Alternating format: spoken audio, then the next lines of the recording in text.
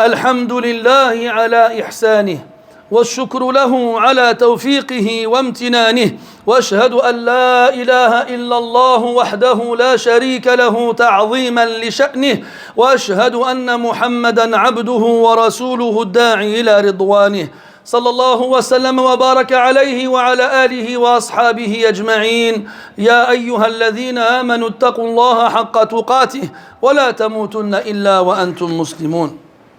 اما بعد, chers musulmans, l'imam al-Bukhari rahimahullah nous rapporte d'après Omar ibn al-Khattab radiyallahu anhu qu'à l'époque du prophète alayhi salatu wassalam, il y avait un homme qui s'appelait Abdullah et que les gens avaient surnommé Himar, l'âne, mais pas dans un sens péjoratif comme ça pourrait être le cas aujourd'hui, mais plutôt dans un sens affectif. Et le prophète l'aimait, cet homme-là, et il faisait rire le prophète alayhi salatu wassalam. Mais cet homme-là était éprouvé par le fait de boire de l'alcool. Et on l'avait déjà apporté au prophète alayhi salatu wassalam alors qu'il était sous, et le prophète a ordonné à ce qu'il soit fouetté. Puis il a été relâché. Un jour, le même homme, Abdullah, a été une fois de plus trouvé à Médine sous. Et on l'a ramené au prophète alayhi salatu wassalam. Le prophète sallallahu alayhi wa sallam a ordonné à ce qu'il soit fouetté comme la première fois. Et là, il y a un de ceux qui l'ont amené au prophète alayhi salatu wassalam qui s'énerve et qui se met en colère et qui dit: oh Allah, maudis-le! Combien de fois on va devoir le ramener au prophète? Et dans une version, il a dit qu'Allah l'avilisse, qu'Allah l'humilie. Et là, le prophète alayhi salatu wassalam, il lui dit: stop! Ne soyez pas une aide du diable contre votre frère. Ne soyez pas une aide du diable contre votre frère. Et dans une autre version, il a dit quoi? Par Allah, nous ne savons de lui que le fait qu'il aime Allah et son messager. Cet homme-là qui a bu de l'alcool et qui a été fouetté et contre lequel vous invoquez, vous demandez à Allah de le maudire. Nous, on ne sait de lui que le fait qu'il aime Allah et son messager. On a un autre hadith, du moins une autre histoire, rapportée par Ibn Abi Hatim dans son tafsir, d'après Yazid ibn al-Asam. Comme quoi, à l'époque de Omar ibn al-Khattab radiyallahu anhu, quand il était calife, il y avait un homme qui vivait au Sham. Le Sham, c'est cette région dans le nord de l'Arabie, où se trouve la Palestine, la Syrie, le Liban et la Jordanie, qui était connu pour sa force et sa réputation. Et il venait souvent voir Omar radiyallahu anhu à Médine. Puis, après un certain temps, Omar remarque son absence. Ça fait longtemps qu'il n'est pas venu. Alors il demande aux gens autour de lui: qu'est-ce qu'un tel a fait? Pourquoi est-ce qu'il ne vient plus? Et là les gens lui répondent: ô commandeur des croyants, il ne cesse de boire de l'alcool. Et là Omar radiyallahu anhu, il appelle son scribe, celui qui a écrit pour lui. Il vient, il lui dit: Octobre, écris de la part de Omar ibn al-Khattab à l'attention de un tel, fils de un tel. Que la paix soit sur toi. Je loue Allah Ta'ala envers toi, celui qui est le seul à mériter d'être adoré, celui qui pardonne le péché, qui accepte le repentir, qui est dur en punition, celui qui a le pouvoir total. Nul n'est digne d'être adoré en dehors de lui, et vers lui se fera le retour. Et ces quelques paroles-là sont les premières paroles que l'on trouve dans Surat Ghafir. Hamim, Tanzilul Kitab min Allah al-Aziz al-Alim, Ghafir al-Dhanbi wa Qabil al-Tawb, ila akhir al-aya. Il lui envoie juste ça.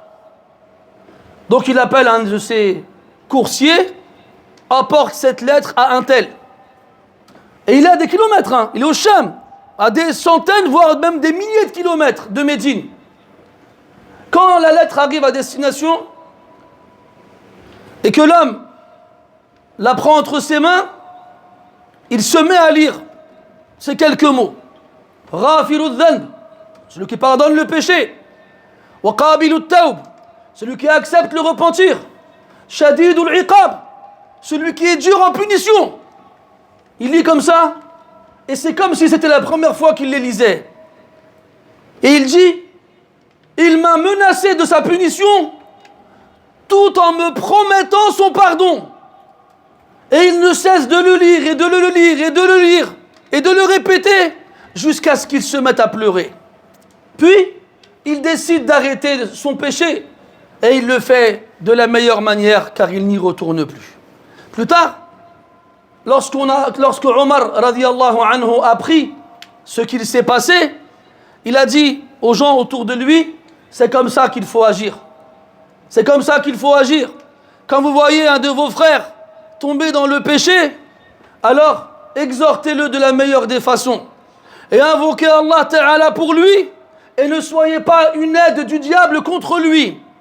Car quand on voit le pécheur et qu'on le déteste pour le péché qu'il fait et qu'on éprouve de la colère et de la haine envers lui, on a tendance à vouloir l'insulter.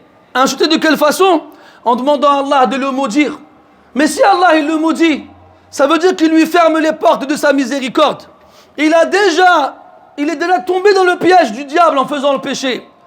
Si tu demandes à Allah de le maudire, comment veux-tu qu'il arrête de faire le péché? Il a été rapporté aussi que Abu Darda radiyallahu anhu est passé près d'un groupe de personnes qui étaient en train d'insulter un homme car ils l'ont vu faire un péché. Et là Abu Darda il leur dit, que faites-vous? Ils lui répondent, on l'a vu faire un péché et il apparaît, wallahu a'lam, que le péché en question, encore une fois, est relié à la consommation de l'alcool. Et donc on l'insulte pour avoir fait ce péché-là. Et là Abu Darda il leur donne une image.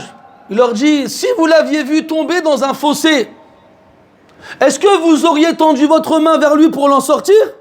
Ou bien vous l'auriez laissé dedans? Ils répondirent non. On aurait tendu notre main vers lui pour l'en sortir. Eh bien, il a dit, c'est comme ça que vous devez faire avec votre frère. Il est tombé dans un trou et il n'attend de votre part que vous tendiez votre main vers lui, que vous l'aidiez, que vous fassiez en sorte que justement il ne reste pas dans cela. Alors il s'étonne de cette réponse-là et ils lui disent, mais ya Abu Darda, est-ce qu'on doit le détester? Et Abu Darda il leur répond, moi je déteste son action. S'il la délaisse, c'est toujours mon frère. S'il la délaisse, c'est toujours mon frère. Et Uqba ibn Amir radiyallahu anhu avait un proche qui se plaignait de ses voisins. Il a été voir Uqba, un compagnon du prophète sallallahu alayhi wa sallam, il lui a dit, j'ai des voisins qui boivent de l'alcool. Et j'ai déjà contacté la police et ils sont venus les chercher chez eux. Et là, Uqba il dit, ne fais pas ça. Mais plutôt, exhorte-les et dissuade-les de boire. Et n'appelle pas la police. Pendant un mois, le proche de Uqba, il fait ce que Uqba lui a dit de faire. Pendant un mois, il leur dit, ne faites pas ça, c'est pas bien, Allah il n'aime pas ces choses-là, Allah il interdit, et ainsi de suite. Il a patienté comme ça pendant un mois. Au bout d'un mois, il n'a pas vu de réaction.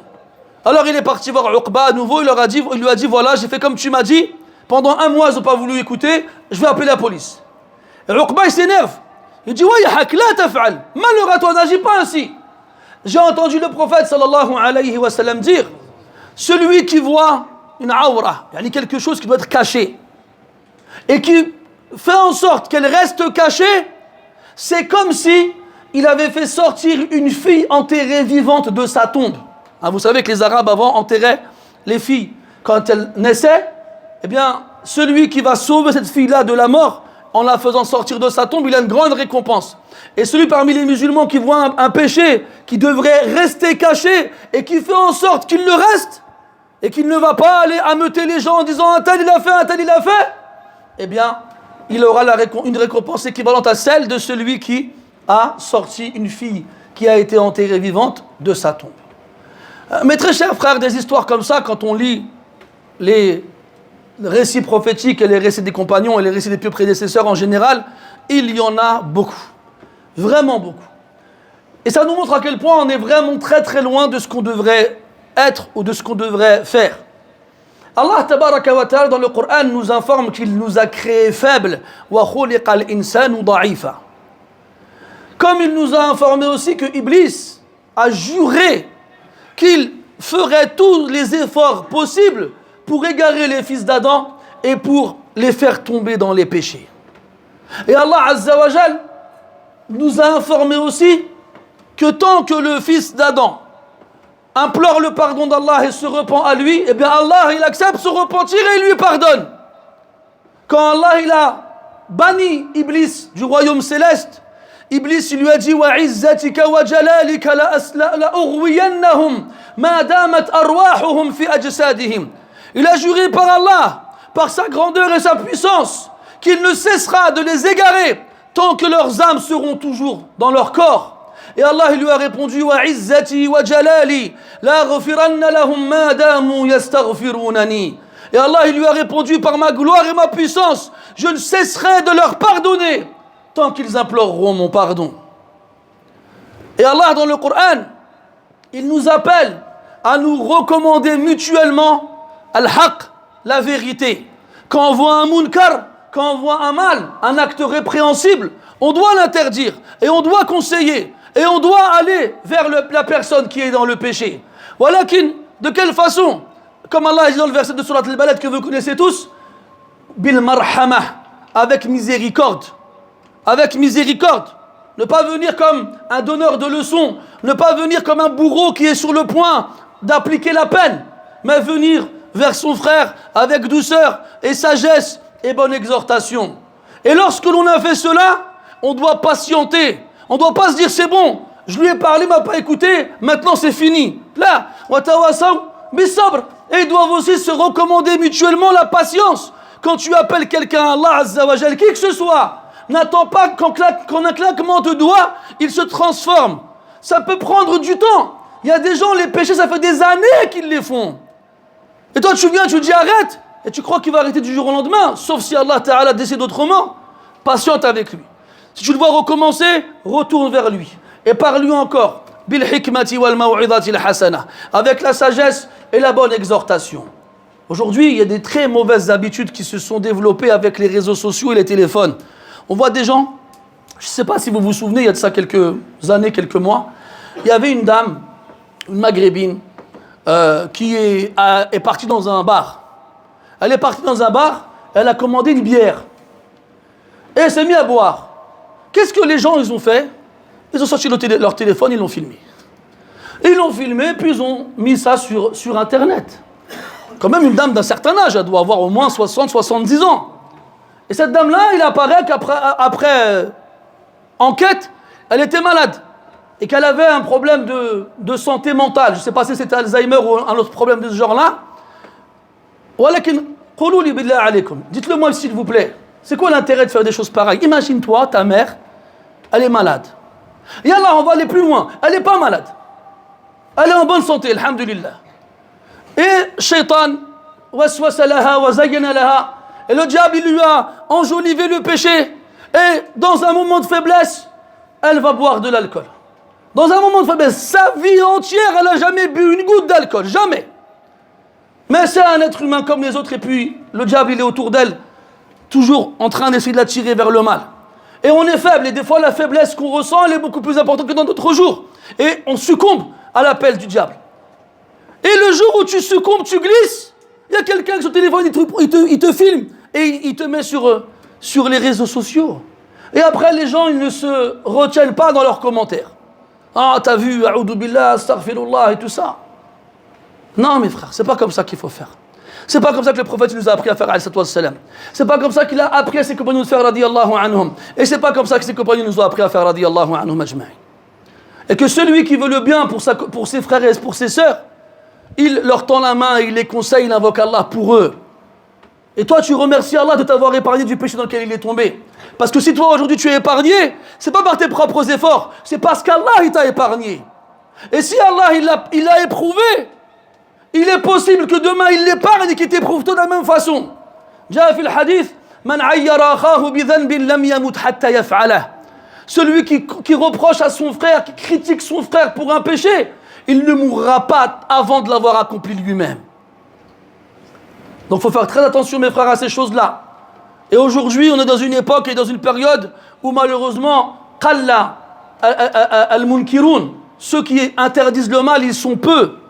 Et donc le mal, il se répand encore plus.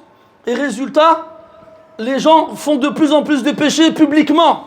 Mais ce n'est pas une raison pour les détester. Et ce n'est pas une raison pour rester de loin et à lever les mains en demandant à Allah de les maudire. Non, il faut aller vers eux avec un visage radieux et demander, les rappeler vers Allah en demandant à Allah de les épargner et de leur pardonner. ونسأل الله سبحانه وتعالى أن يعمنا بفضله وأن ينزل علينا رحمته ومغفرته وأن يجعلنا أعوانا بعضنا لبعض على طاعته وأن لا يجعلنا أعوانا للشيطان بعضنا على بعض إنه ولي ذلك والقادر عليه سبحانك اللهم وبحمدك أشهد أن لا إله إلا أنت نستغفرك ونتوب إليك بعض الإخوة ممن يعتاد هذا المسجد وممن هم معروفون من زمن قديم توفيت أمهم في الأيام السابقة نسأل الله سبحانه وتعالى أن يرحمها رحمة واسعة وأن يجعل قبرها روضة من رياض الجنة وألا يجعل قبرها حفرة من حفر النيران وأن يحشرها في زمرة خير الأنام وأن ينزل عليها رحمته وغفرانه إنه ولي ذلك والقادر عليه كما نسأله سبحانه أن يرحم جميع موتى المسلمين وأن يشفي جميع مرضى المسلمين وأن يغفر للمسلمين والمسلمات والمؤمنين والمؤمنات الأحياء منهم والأموات إنه سميع قريب مجيب الدعوات وصلى الله وسلم وبارك على محمد وعلى آله وأصحابه أجمعين والحمد لله رب العالمين وقوموا إلى صلاتكم يرحمكم الله